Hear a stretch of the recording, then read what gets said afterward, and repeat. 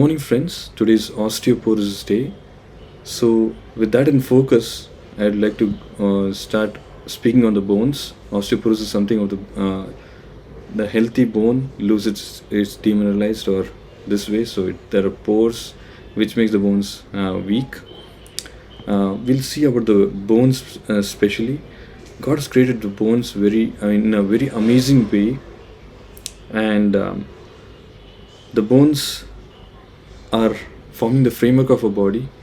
It's heavy, but it gives us the freedom to move on. And at the same time, there are no spare parts for your bones, but your genes are organized in such a way that every 10 years your bone cells are changed. So just see the amazing way God mends you, or He has made an automatic system in which your bone cells keep on changing. So your bone is not the same from when you're born till now. The bone is not the same. It keeps on changing every 10 years. And also for maintaining the bone health, there are hormones that are released very beautifully in our body, some which builds it, some which breaks it. With this, I would like to focus on how Solomon takes up his point of his view of what can nourish your bones, what can put in the fat in your bones, and what can destroy your bones. So the first verse appears in Proverbs 3 verse 7 to 8. Do not be wise in your own eyes. Fear the Lord, shun evil. This will bring health to your body and nourishment to your bones. So he points out that fearing the Lord and shunning the evil can nourish our bones. Yes, with this, I just point to the next verse. That's Proverbs 15 verse 30. It says, bright eyes gladden the heart. Good news puts fat on the bones. So again, all these are proverbs written by a wise man who ever lived on the planet Earth.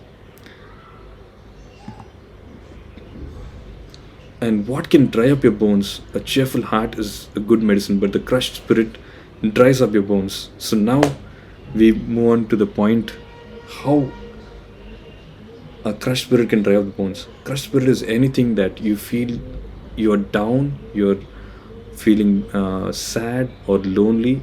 Of course, God is there to take it over and make you free from this burden. But still, we feel that we can handle it, and we try to handle, and we end up with this. And sometimes it goes to this extreme that when we are down with fever, we trust tablets. When hopes are no more, we trust God. Of course, we don't submit our burden very often in God's hand, and we just keep on trying to handle it ourselves. And when there is no more hope, that's when we feel, come on, now we have to move on to God. Again, here I would like to focus on the same thing. God has created your bones.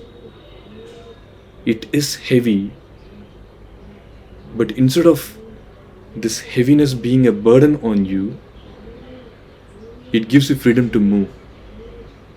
So just imagine how God has organized the whole thing. It is heavy, but still He has given you the freedom to move on. So that's your bones. And finally, I would like to close. As I said, it's Osteoporosis Day. Just 5 points, and I just close it. That's eat bone healthy foods. That's calcium, protein, vitamin, nutrients. Exercise 30 to 40 minutes, 3 to 4 times per week. Maintain a good healthy body weight. Do not smoke and avoid alcohol intake. Be alert to personal risk factors. And when coming to exercise, yes, God has also pointed out in book of Genesis, unless the sweat, unless you sweat, don't fill your you shall not eat. So that's the verse that's in Genesis. Uh, Unless a drop of sweat falls to the ground, thou shalt not fill your stomach. So that also gives the idea as to maintaining physical fitness. So exercises also, it includes weight bearing exercises, and it includes this ordinary or joint articulation exercises. With this, I would like to just point out that yes, God gives you burdens that you can handle, but still we hold on. It's like our bones are heavy and it's a burden, but we don't feel it even, because God has designed everything in such a way. Of course, we try to hold it instead of His designed way is that He's asking us to cast our burdens on Him, but we don't, and we end up with burden. Thank you.